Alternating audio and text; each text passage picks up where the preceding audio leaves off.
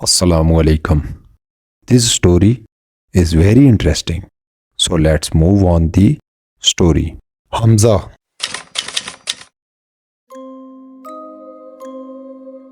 मेरे चाचू की बर्थडे थी। हमने बहुत सारी प्लानिंग की। मेरे कुछ दोस्त रावलपिंडी से आने थे। मैं रोड पे सनी बैंक के पास खड़ा उनका वेट कर रहा था। कुछ देर ही गुजरी, मेरे फ्रेंड्स आ पहुंचे। मेरी खुशी का कोई इजहार नहीं था।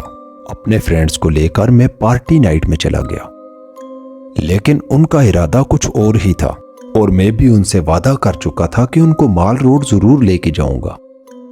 यूं ही पार्टी की एंजॉयमेंट में काफी टाइम गुजर गया।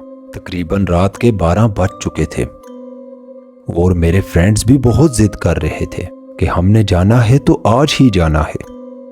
दोस्तों, मैं काफी थक चुका था। मेरा दिल भी नहीं मान रहा था, लेकिन मुझे मजबूरन जाना ही पड़ा। खैर, हम निकल पड़े जंगल के रास्ते पैदल। रास्ता बहुत खराब था, इधर उधर चट्टानें थी। हम जैसे ही चट्टान की टॉप पर पहुंचे तो मेरे एक फ्रेंड की किसी ने टांग खींची और वो फिसल कर गिर पड़ा। हमने उसे जैसे ही उठाया, वो हमसे कहने लगा, यार मजाक करने का कोई वक्त होता है। उसकी ये बात सुनकर हमें हंसी आ गई। हमने उसका खूब मजाक उड़ाया और चल पड़े। खैर, माल रोड पहुंचे, क्लब वगैरह गए, बहुत एंजॉय किया। एंजॉयमेंट में टाइम ऐसे गुजरा समझ ही नहीं लगी। मेरी नजर घड़ी पे पड़ी तो 2 बजे का टाइम हो चुका था। मैं पहले से ही काफी थक चुका था। मैंने फ्रेंड्स को कहा, चलो घर चलें।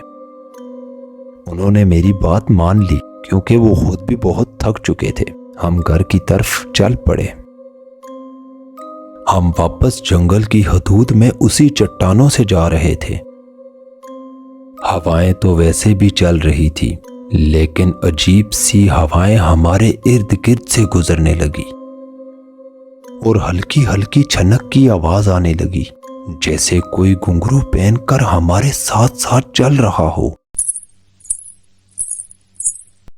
हमने रुक के जैसे ही पीछे देखा तो पीछे कोई नहीं था। मेरा दोस्त मेरे चेहरे की तरफ देखने लगा। यकीन मानो हम सब बहुत डर चुके थे। हमने जल्दी से वहां से निकलने की कोशिश की। कुछ कदम चले तो मेरे फ्रेंड अहमद के कानों में आवाजें आने लगी, जैसे कोई कह रहा हो, रुक जाओ, आगे मत जाना, बहुत खतरा है। अहमद जोर जोर से चीखने लगा। हमने उसको मिलके संभाला। ऊंचा ऊंचा कलमों का विर्द करते हुए हम वापस रोड की तरफ भागे, क्योंकि रोड करीब थी, घर बहुत दूर था। रोड पर पहुंच के हमने बोरबन वाली साइड से जाने का फैसला किया। वो रास्ता बाय रोड था। हमने सोचा इसी रास्ते से चलते हैं। हम रोड के सेंटर में तीनों जुड़कर साथ चलने लगे। दोस्तों, बताता चलूं, माल रोड से बोरबन तक रात के 2 बजे के टाइम कोई गाड़ी नहीं आती जाती।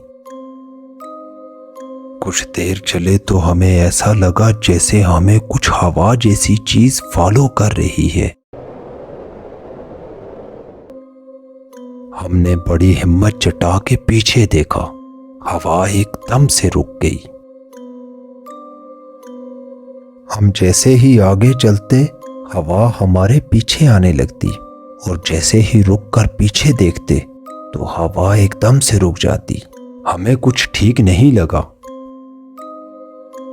हम ऊंचा ऊंचा आयतुल कुर्सी का विर्द करने लगे। हम हिम्मत जुटाकर चल ही रहे थे तो मेरे दोस्त के कानों में फिर से आवाजें आने लगी, जैसे कोई कान में सरगोशियां कर रहा हो। दोस्तों, अहमद चीख कर भागने लगा। उसे भागता हुआ देखकर हम भी उसके पीछे भागने लगे। थोड़ी दूर जाकर उसको पकड़ा। रोड के एक साइड पर होटल की लाइट जल रही थी। उस होटल के ऊपर माशाल्लाह लिखा हुआ था। हमने अपने दोस्त को संभाल कर होटल के दरवाजे के बाहर बिठाया। हम उसे हौसला देते हुए पूछ रहे थे कि तुम्हारे साथ क्या हो रहा है। वो हमसे हंस हंस के बातें करने लगा। दोस्तों, उसने एक चंद बातें ऐसी की जो सुन के मेरे रोंगटे खड़े हो गए। उसने कुछ ऐसी जगह का जिक्र किया जिसके बारे में सिर्फ मैं जानता था। दोस्तों, मेरा फ्रेंड उस रास्ते से पहली बार चल रहा था। उसने उस रास्ते में आगे आने वाली ऐसी जगह का जिक्र किया जो सुन के मेरे होश उड़ गए। दोस्तों, इमेजिन करो कि आपके सामने कोई दिल दहला देने वाली चीज आ जाए, तो आप क्या करोगे? ऐसा ही कुछ हमारे साथ हुआ। आयतल कुर्सी का विर्द करते करते हमारी नजर सामने वाले एक ऊंचे चीड़ के दरख्त पे पड़ी। ऐसी कोई मखलूक नजर आई जो पहले कभी किसी को भी ना दिखी हो। इतनी लंबी जुबान, लाल सुर्ख आंखें, जिस्म जैसे पूरा बालों से ढांपा हुआ हो।